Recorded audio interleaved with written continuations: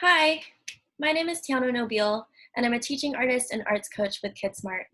I'm a poet and a visual artist, and today I'm going to show you how to make a cut-up poem, which is a fun artistic project that combines both poetry and visual art with supplies you have at home.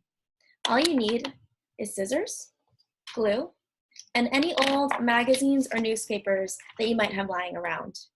Be sure to ask your family first if they're done with it before cutting, because you don't want to cut up anything they might still be reading. A cut-up poem is a poem created by cutting words and phrases out of a magazine or newspaper and putting them together to create a new, original work of art. You can combine words to make new words. You can cut up parts of words or individual letters to create new words. You can also cut out whole words and puzzle them together to create phrases or sentences. Let's watch a short video to see what I mean.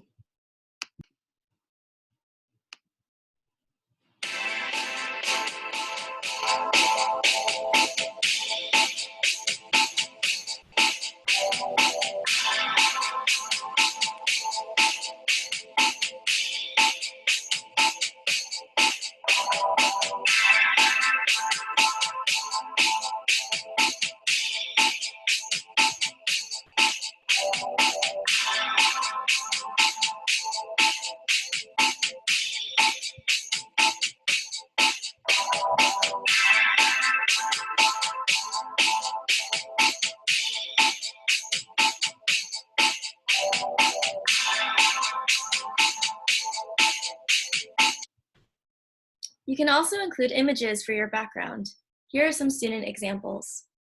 Why history is moving and leading from behind. Dream big about the buzz of bees behind the great phantom rocket. Discover 10 key pieces in unexpected place. Dream big and be creative. So go ahead, grab your scissors, your glue, and some magazines, and dream big and be creative.